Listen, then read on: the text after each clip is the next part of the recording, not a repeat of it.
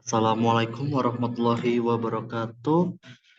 Eh, Kami dari kelompok 4 akan mempresentasikan mengenai materi evaluasi kinerja dalam perusahaan yang terdesentralisasi. Sebelum memulai presentasi kali ini, perkenalkan dahulu anggota dari kelompok kami. Untuk saya, Muhammad Ardian Satya Nugraha, NIM 122 11370. Saya dibilang masih Ningrum dengan NIM 122 11365. Saya adalah satu orang Iban NIM 122 11369. Saya Danu Satrian NIM 122 11513. Oke, langsung saja kita mulai. Di sini ada 4 pokok pembahasan. Untuk pokok pembahasan mengenai akuntansi pertanggungjawaban akan dibacakan oleh Danu Satria. Akuntansi pertanggungjawaban. Akuntansi pertanggungjawaban adalah suatu sistem akuntansi yang disusun sedemikian rupa sehingga pengumpulan serta laporan biaya dan pendapatan dilakukan sesuai dengan pusat pertanggungjawaban dalam organisasi dengan tujuan agar dapat ditunjuk orang atau kelompok yang bertanggung jawab atas penyimpangan biaya dan atau pendapatan yang dianggarkan.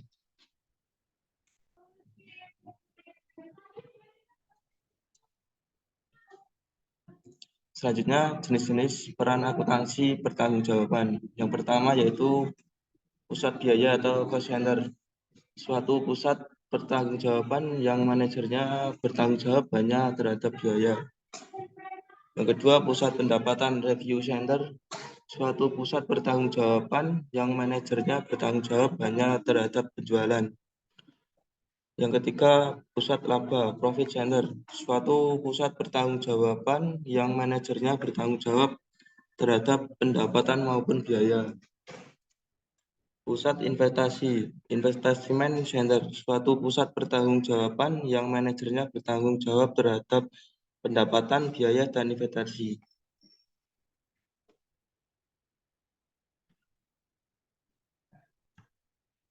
Peran informasi dan akuntabilitas. Informasi memiliki peran penting agar manajer bertanggung jawab terhadap hasil. Sebagai contoh, seorang manajer departemen produksi mungkin mempunyai tanggung jawab terhadap biaya departemen, tetapi terhadap penjualan. Tanggung jawab juga mencakup akuntabilitas secara tidak langsung, mencerminkan pengukuran kinerja yang berarti bahwa hasil aktual dibandingkan dengan hasil yang diperkirakan atau dianggarkan.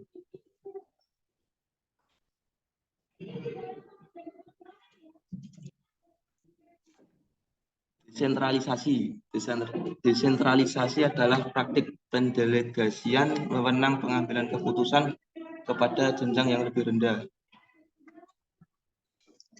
Alasan melakukan desentralisasi ada 4. Yang pertama, mengumpulkan dan menggunakan informasi lokal. Kualitas dari berbagai keputusan dipengaruhi oleh kualitas yang tersedia. Yang kedua, fokus manajemen pusat. Dengan mendesentralisasikan keputusan operasional, manajemen pusat bebas untuk menangani perumusan, perencanaan, dan pengambilan keputusan strategi. Yang ketiga, melatih dan memotivasi manajer.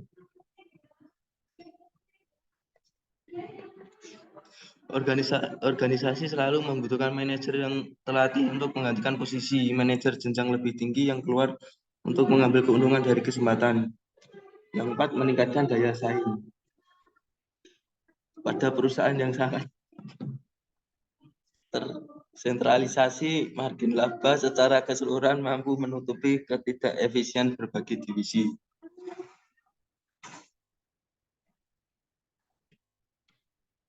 Selanjutnya akan dibacakan oleh Adil Azhar.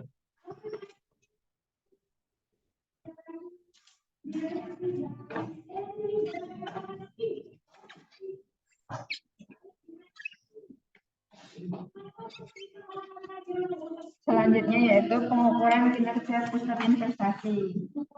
Pengembalian atas investasi.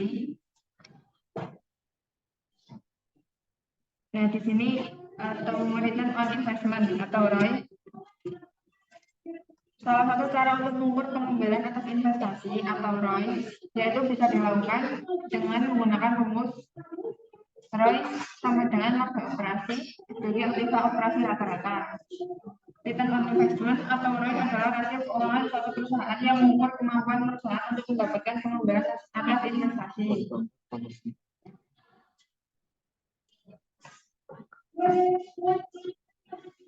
Nah, di sini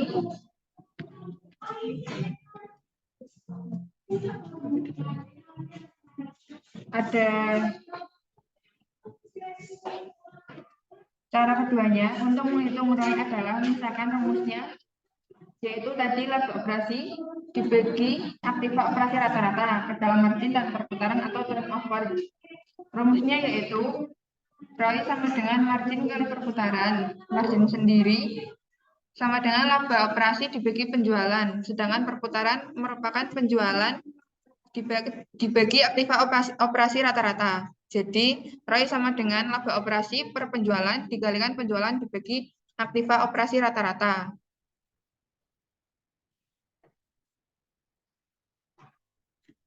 Selanjutnya yaitu kelebihan dan kelemahan ROI atau return on investment. Yang pertama kelebihan, ada mendorong manajemen untuk memfokuskan pada hubungan antara penjualan, beban, dan investasi sebagaimana yang diharapkan dari manajer pusat investasi. Yang kedua, mendorong manajer memfokuskan pada efisiensi biaya. Yang ketiga, mendorong manajer memfokuskan pada efisiensi aktiva operasi. Selanjutnya kelemahan. Yang pertama, ROI mengakibatkan fokusan yang sempit pada profitabilitas divisi dengan mengorbankan profitabilitas keseluruhan perusahaan. Yang kedua, ROI mendorong pada manajer untuk berfokus pada kepentingan jangka pendek dengan mengorbankan kepentingan jangka panjang.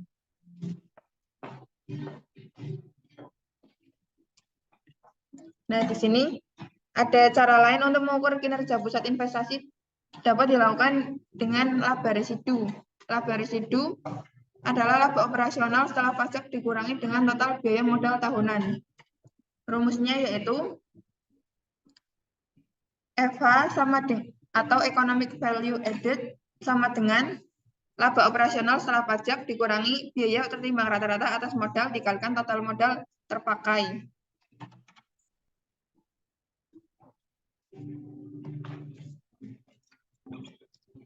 Selanjutnya akan diterangkan oleh Muhammad Adrian. Baik, di sini ada yang pertama pembayaran insentif manajer. Di dalam kasus perusahaan, pemilik berusaha semampu yang dia inginkan dan memperoleh seluruh laba perusahaan sebagai penghargaan atas kinerjanya. Namun pada kebanyakan perusahaan, pemilik memperkerjakan manajer untuk menjalankan perusahaan sehari-hari dan mendelegasikan wewenang pengambilan keputusan kepada mereka. Pemilik harus yakin bahwa manajer tersebut melakukan pelayanan yang baik. Ada beberapa hal yang menyebabkan manajer tidak memberikan pelayanan yang baik, yaitu satu, manajer mungkin memiliki kemampuan yang rendah. Yang kedua, manajer mungkin lebih suka untuk tidak bekerja sekeras yang dibutuhkan. Yang ketiga, manajer mungkin lebih suka memanfaatkan sumber daya perusahaan untuk tunjangan. Kemudian di sini ada kompensasi manajemen. Kompensasi manajemen biasanya meliputi berbagai insentif yang berkaitan dengan kinerja.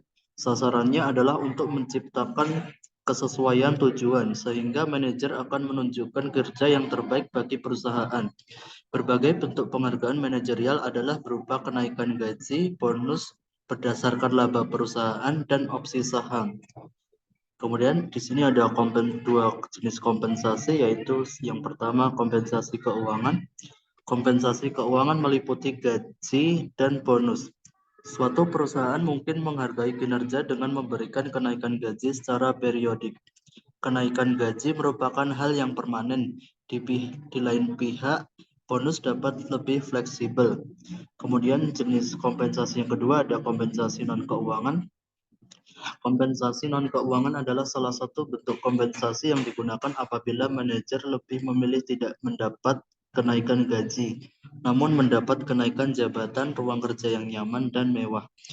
Setiap tunjangan menjadi isyarat pengakuan manajemen jenjang lebih tinggi terhadap kinerja manajer di bawahnya. Kemudian ada pokok pembahasan yang keempat, yaitu penetapan harga transfer. Penetapan harga transfer. Dampak terhadap ukuran kinerja ada satu, terhadap ukuran kinerja divisi. Harga yang dikenakan untuk barang yang ditransfer mempengaruhi biaya divisi pembeli dan pendapatan divisi penjualan. Artinya laba kedua divisi tersebut sebagaimana juga evaluasi dan kompensasi para manajer mereka dipengaruhi oleh harga transfer. Kemudian dampak yang kedua adalah dampak terhadap keuntungan perusahaan. Meskipun harga transfer aktual tidak mempengaruhi perusahaan sebagai satu kesatuan, penetapan harga transfer ternyata mampu mempengaruhi tingkat laba yang dihasilkan. Hal ini terutama terjadi pada perusahaan multinasional. Namun sebagaimana yang umumnya berlaku, perusahaan mungkin berupaya mengatur harga transfer sehingga lebih banyak pendapatan yang diberikan kepada divisi yang beroperasi di negara dengan pajak rendah dan biaya lebih tinggi diberikan kepada divisi yang beroperasi di negara dengan pajak tinggi. Kemudian dampak yang ketiga adalah dampak terhadap otonomi.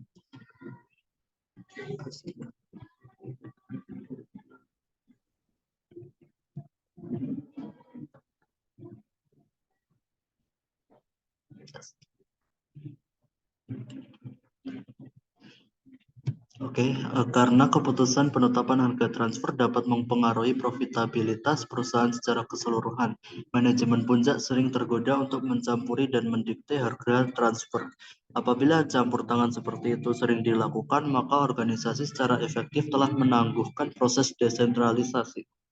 Organisasi mengadopsi desentralisasi karena manfaatnya lebih besar dari kerugiannya. Salah satu kerugian itu adalah munculnya perilaku manajer divisi yang kurang optimal.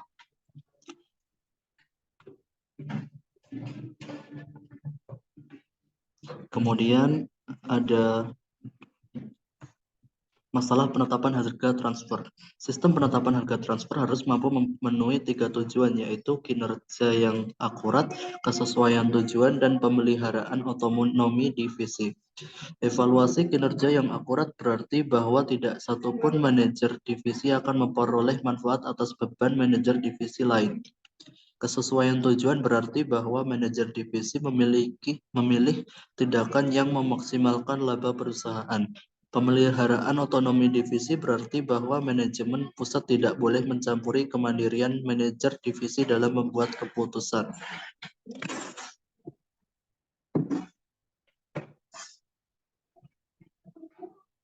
Kemudian ada pendekatan biaya kesempatan sebagai pedoman penetapan akan disampaikan oleh Devi Rama. Pada pendekatan biaya kesempatan sebagai pedoman penetapan ini terdapat 4 macam. Yang pertama itu adalah harga transfer. Nah, harga transfer ini itu pendekatan biaya kesempatan atau opportunity cost approach, yaitu untuk mencapai tujuan tersebut dengan mengidentifikasi harga terendah yang diterima divisi penjual dan harga tertinggi yang dibayar divisi pembeli. Pendekatan ini itu menjamin bahwa manajer tidak dirugikan oleh transfer internal. Nah, untuk harga transfer sendiri ini ada 2 macam. Yang pertama itu harga transfer minimum, yaitu harga transfer yang akan membuat keadaan divisi penjual tidak menjadi lebih buruk apabila barang dijual kepada divisi internal daripada dijual kepada pihak luar. Yang kedua itu harga transfer maksimum, yaitu harga transfer yang akan membuat keadaan divisi pembeli tidak menjadi lebih buruk apabila suatu input dibeli dari divisi internal daripada jika barang yang sama dibeli secara eksternal. Untuk selanjutnya adalah harga pasar. Nah, harga pasar ini itu merupakan harga yang berada di luar internal. Ya, maksudnya itu terdapat pasar luar dalam persaingan sempurna untuk produk transfer, maka harga transfer tersebut itu sesuai. Nah, pendekatan biaya kesempatan itu mengisyaratkan bahwa Harga transfer yang sesuai adalah harga pasar, karena divisi penjual mampu menjual produknya pada harga pasar, maka transfer internal pada harga yang lebih rendah dari harga pasar akan mengakibatkan divisi tersebut mengalami kerugian. Demikian pula, divisi pembeli yang selalu mampu membeli barang pada harga pasar mungkin tidak akan bersedia membayar lebih tinggi dari harga pasar untuk barang yang ditransfer secara internal. Karena harga transfer minimum bagi divisi penjual adalah harga pasar dan harga maksimum bagi divisi pembeli adalah harga pasar. Maka satu-satunya harga transfer yang memungkinkan adalah harga pasar. Selanjutnya, harga transfer yang dinegosiasikan, yaitu biaya kesempatan dapat digunakan untuk menetapkan berbagai batasan pada negosiasi. Harga transfer ini dibagi menjadi dua macam, yaitu biaya distribusi yang dapat dihindari dan kapasitas berlebih. Untuk kelemahan harga transfer sendiri itu, yang pertama, manajer divisi yang mampu menguasai informasi khusus mungkin mengambil keuntungan dari manajer divisi lainnya. Yang kedua, ukuran-ukuran kinerja mungkin terganggu oleh keterampilan negosiasi dari para manajer. Dan yang ketiga, negosiasi dapat menghabiskan jumlah waktu dan sumber daya yang besar. Dan yang terakhir, harga transfer berdasarkan biaya. Nah, untuk harga transfer berdasarkan biaya ini itu terdapat 3 bentuk berdasarkan biaya yang akan dipertimbangkan. Yang pertama itu biaya penuh, yang kedua biaya penuh ditambah markup, dan yang ketiga biaya variabel ditambah biaya tetap.